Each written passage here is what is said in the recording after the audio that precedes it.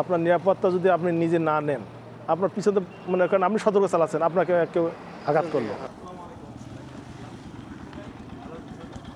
কাগজটা দেন তো দেখে।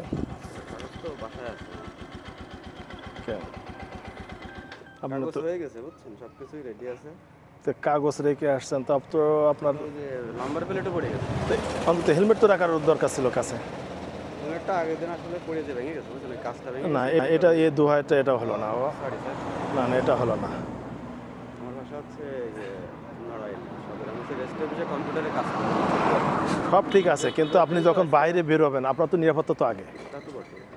এই বাইকটা যদি আপনার কোথাও মিসিং হয়, আপনার কাছে যদি থাকে, তাহলে বলতে ভাই আমার গাড়িটা এইমাত্র চলে গেছে, আপনার গাড়ির পেপারস নাই, আপনাদের হেলমেট নাই, তাহলে তো এখন আমরা কীভাবে আপনাকে সেটিফাই করবো বলেন? পেপারস আছে আমার সব কিছু। তো অন্তত হেলমেটটা রাখার দরকার সরকার ছিল না? হেলমেটটা আগের দিন পড়ে যে ভেঙে গেছে, কাজটা মানে কাজ পুরো নষ্ট হয়ে গেছে, বুঝছেন। এই কারণে এটা তো আপনার এত এটা যে পুজোর দিন তো, আজকে হচ্ছে অষ্টমী পুজো, অঞ্জলি দিয়ে একটু আগে বের হলাম।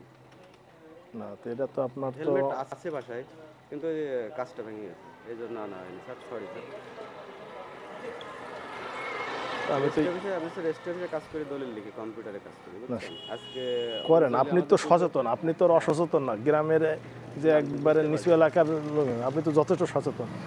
আপনি রোডে যখন বেরোবেন অবশ্যই যদি আপনার নিরাপত্তা তো আগে। আপনার নিরাপত্তা যদি আপনি নিজে না নেন, আপনার পিছনে মনে করেন আপনি সতর্ক চালাচ্ছেন, আপনাকে কেউ আঘাত করলো, তখন তাহলে সরি স্যার, আজকের মতো ক্ষমা করে দেন। আর না আপনি এখন যদি দুর্ঘটনা করেন, এখন আপনার পরিবারও কিন্তু ক্ষতিগ্রস্ত হবে, পরিবার আপনাদের ছাপার। সামনে হচ্ছে আমার মামা বাড়ি, বুঝছেন, তাহলে ওইখান থেকে একটা হেলমেট নিয়ে তাহলে বেরোবেন স্যার। আজকের মতো কাইন্ডলি একটু সাইডে দেন স্যার, অঞ্জলি দিয়ে একটু আগে বেরোয়েছি, আধা ঘন্টা হচ্ছে।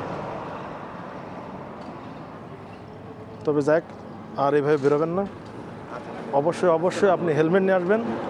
আপনার কাগজ তো থাকবেই, এবং হেলমেট ছাড়া কেউ মোটামুটি তো আমরা কি বলবো আপনাদেরকে এত বুঝাচ্ছি, আপনার তো কেউ মানে এটা আমলে নিচ্ছেন না। অ্যাক্সিডেন্ট হয়ে গেলে তো আমার নিজেরই সমস্যা হবে বেশি, হেলমেটটা থাকলে অনেকটা সেফটি পাওয়া জি জি অবশ্যই। তো অবশ্যই হেলমেট নিয়ে আসবেন, হ্যাঁ।